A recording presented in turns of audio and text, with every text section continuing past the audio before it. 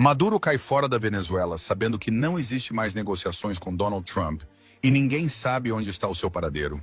Além disso, os Estados Unidos estão realizando voos dentro do Brasil próximo à fronteira com a Venezuela. Em meio ao crepúsculo opressivo de Caracas, onde as luzes da cidade piscam como olhos cansados de uma nação exausta, os sussurros se transformam em trovões. É 12 de outubro de 2025 e a Venezuela, esse caldeirão de revoluções e traições, parece à beira de um abismo invisível. Rumores cada vez mais fortes circulam por canais anônimos no Telegram e no X. Nicolás Maduro, o homem que se agarra ao poder como um náufrago a uma tábua podre, sumiu do Palácio de Miraflores. Não se trata de uma ausência rotineira, mas de um sumiço precipitado, motivado pelo temor de ataques cirúrgicos de precisão dos Estados Unidos. Mísseis guiados por laser, drones furtivos como o MQ-9 Reaper, equipados com Hellfire AGM-114R, ou equipes de forças especiais capazes de apagá-lo do mapa em minutos. Esses boatos ganham força em um contexto de escalada militar no Caribe, onde navios de guerra americanos patrulham águas turvas e alertas de inteligência ecoam como sinos de alarme, sugerindo que o regime chavista pode estar desmoronando.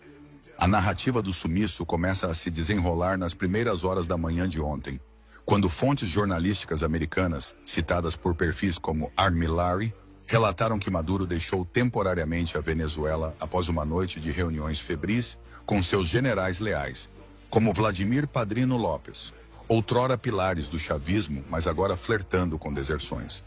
O ditador, oficialmente designado como Global Terrorist pelo Departamento de Estado dos Estados Unidos em julho de 2025 por liderar o Cartel dos Sóis, uma rede de narcotráfico que entrelaça o regime com cartéis colombianos e mexicanos, sabe que sua cabeça vale 50 milhões de dólares em recompensas. Os Estados Unidos, sob Trump, já afirmaram repetidamente que não negociam com terroristas, recusando ofertas recentes de Maduro para abrir poços de petróleo em Orinoco e minas de ouro a empresas americanas, revertendo exportações de China para os Estados Unidos e cortando laços com Irã e Rússia. Maduro é o cabeça de um narco-terror organization que tomou posse de um país. Ecoam relatórios do Tesouro americano, limitando qualquer diálogo e elevando o risco de ações letais. Por isso, o sumiço. Fontes especulam que ele fugiu não só para Cuba, o bastião ideológico com expertise em contra-inteligência e redes subterrâneas, onde assessores russos e iranianos traçam planos, mas possivelmente para um país vizinho, como Colômbia, improvável pela oposição. Ou, mais plausivelmente, para Nicarágua, sob Daniel Ortega, outro aliado anti-imperialista que oferece refúgio discreto e rotas de escape via Pacífico.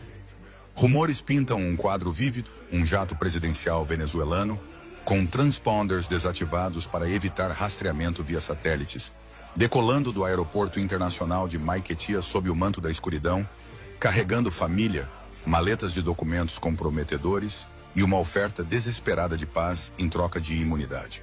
Mas por que agora? A análise militar revela um padrão alarmante.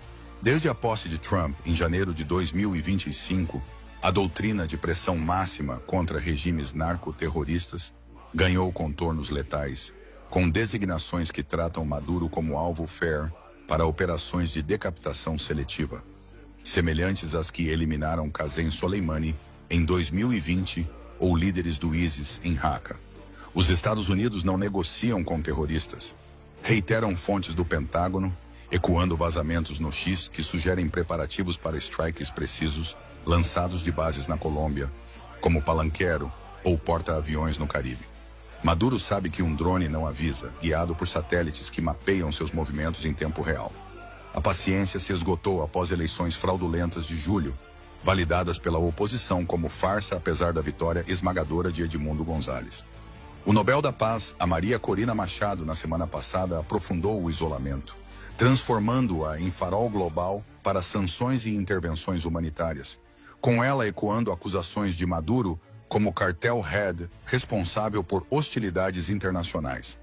Generais chavistas, pressionados, flertam com deserções expondo fissuras no regime. Enquanto Caracas fervilha com esses fantasmas, o teatro de operações se expande para o sul, na densa selva amazônica.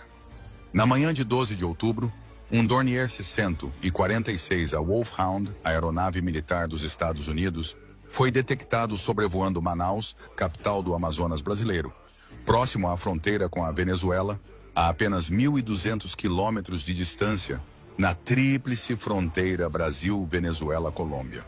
O incidente, reportado por canais como @WarTrackerBR, elevou as tensões a um patamar febril.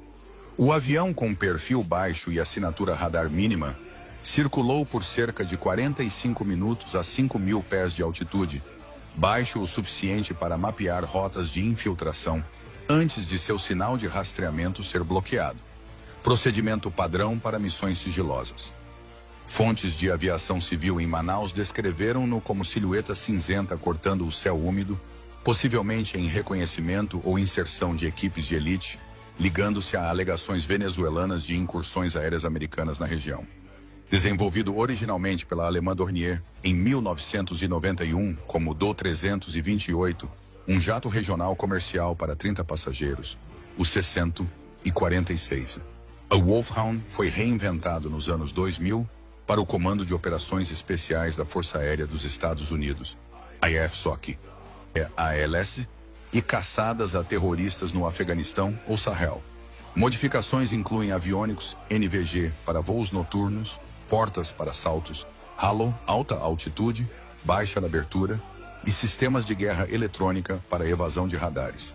Não é bombardeiro barulhento, mas mensageiro silencioso da precisão letal, capaz de entregar snipers ou sensores em território hostil. A presença em Manaus não é coincidência. O Brasil, sob Lula, mantém neutralidade frágil, permitindo exercícios como UNITAS, mas relutante em ações unilaterais americanas. Ainda assim, a proximidade transforma o Amazonas em hub logístico para operações transfronteiriças, especulando-se transporte de equipamentos para bases colombianas ou rede de sensores monitorando comunicações em Caracas. Isso é prelúdio de uma dança letal, escreveu o observador no Chiu, ligando ao aumento naval. Destroyer USS Carney no Estreito de Dragon's Mouth e submarinos Virginia-class prontos para Tomahawks se Maduro cruzar linha vermelha, como ataques a opositores exilados ou envios de drones iranianos para aliados do Hezbollah. Do ponto de vista analítico, esses eventos tecem tapeçaria de instabilidade, ameaçando engolir a América do Sul. O sumiço rumorado de Maduro expõe fissuras. Oposição fortalecida pelo Nobel de Machado clama por intervenção humanitária cirúrgica, envolvendo forças especiais americanas apoiadas por Brasil e Colômbia. Cuba ou Nicarágua arriscam confronto direto, ecoando crise dos mísseis de 1962. O Wolfhound simboliza a projeção de poder dos Estados Unidos. Não invasões em massa, mas intervenções quirúrgicas desmantelando redes criminosas sem caos de guerra total.